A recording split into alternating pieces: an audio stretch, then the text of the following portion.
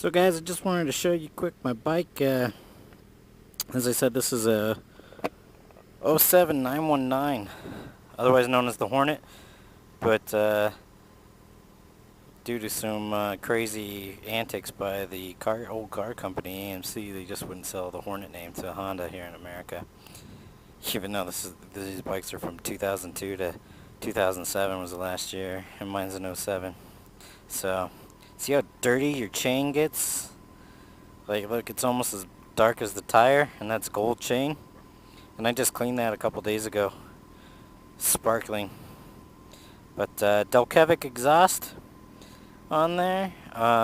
Those guys are out of Inglewood, Colorado. But I guess apparently they sell a lot overseas. So, and in fact, I picked those up from a guy in Canada, and I did that actually just so I wouldn't have to pay taxes. Yeah, damn the man. But these are just the slip-ons. As you can see, they go all the way down to where that heat shield is. But they do make a full one that goes for the Y pipe as well. So, and they're actually the same price. So, I don't know. You might as well just replace the Y pipe, in my opinion. If I had known that, I might have bought them normally.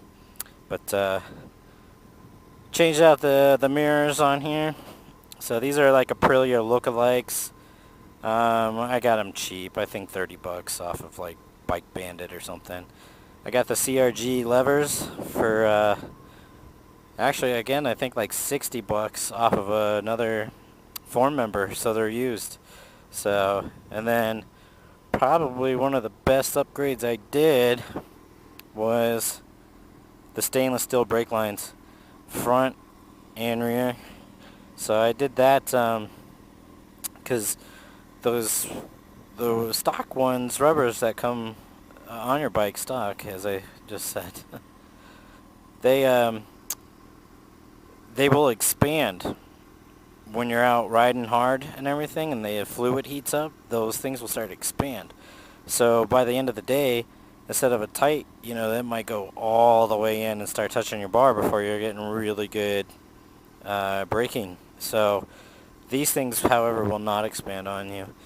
And living close to the mountains, we're always up in the mountain doing canyon carving. And the one thing I did know is, even though the rear brake still feels like it fades a little bit, it doesn't fade nearly as much. Like, it would feel like my foot was going almost perpendicular to the ground on the rubber ones.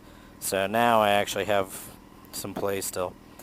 But another thing I added, you can't see, but it's back in there, is I did a lithium-ion battery. So I went from like an 11-pound battery to a 1.2-pound battery. So amazing difference there. But and then the seat is a Corbin Gunfighter series seat. I only changed that out because I was going on a big ride last year, and I wanted something a lot more comfortable than stock, and it worked out perfectly. And even though it adds some seat height to it, in the end, I think it's a better choice altogether all the time. So while I have the stock seat still, I think that is that's the seat I'm going to use all the time. And then, of course, my Kriega US 10 tail bag there. So that I did the unboxing for in another video. But she worked out great. Actually, today is my first ride with her on there, and I was able to pack my gloves, the GoPro, the Bluetooth, my phone. In fact, my phone is still in there. Packed all that stuff in there, went into work. It was great. So I can't have my phone or the Bluetooth or any of that stuff in my work area, so I have to do something with it. That's why I went with that and got the waterproof bag and everything like that. So, but so here's, she's running. That's what it sounds like running.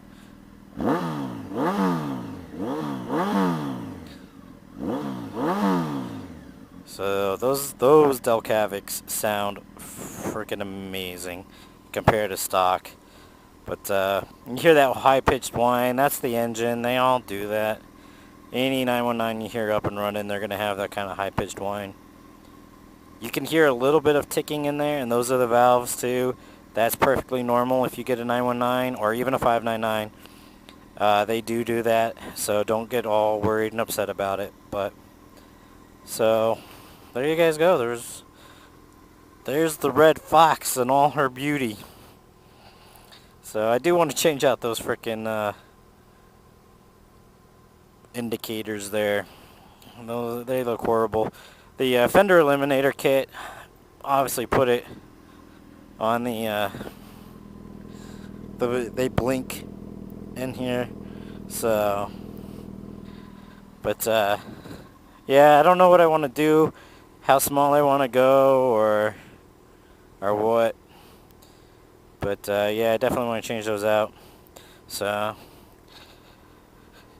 and you guys may have noticed, yeah, there is some scratching here and here. Some of this was from the previous owner, but one drop was from me. Yeah, I pulled over in some gravel to wait for some people to catch up, and as soon as I posted out, I didn't have any riding boots on. I had some normal work boots on, and the soles were pretty crappy on them. And well, my foot just kept sliding, and then the bike got past that 45-degree angle on me, and boom. So that's why this was a little bowed out too.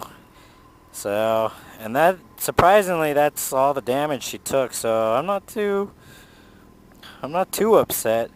This upset me because that's from me and that one.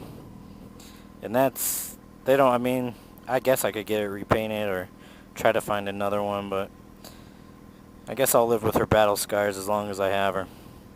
So, oh, another thing that I did with the chain, talking about, is I actually upped the gearing on it. So I went 17 front, 44 rear versus 16, 43, and then I have a 520 chain at 112 links.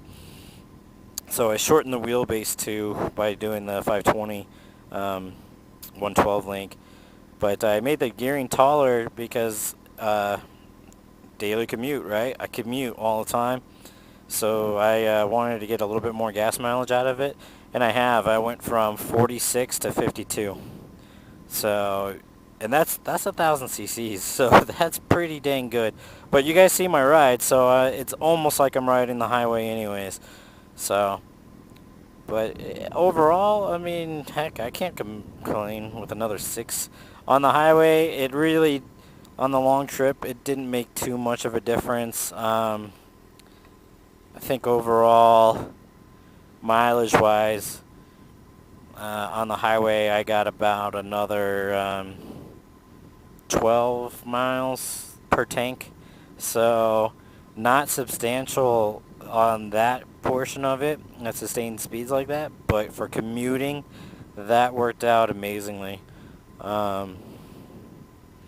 So that was great. And then, but the downsides to that is the torque. Even though she's a torque machine, it's not that torquey anymore.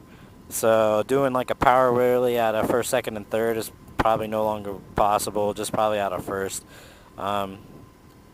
It really brought the RPMs down a lot lower, significantly lower, to not be able to do that anymore. So if you're into that kind of thing, and you want a hooligan bike for cheap, a 919 with stock gearing or even lower gearing is just going to be a straight up torque machine. So there's others out there that are more torquey, but she's great. She's reliable.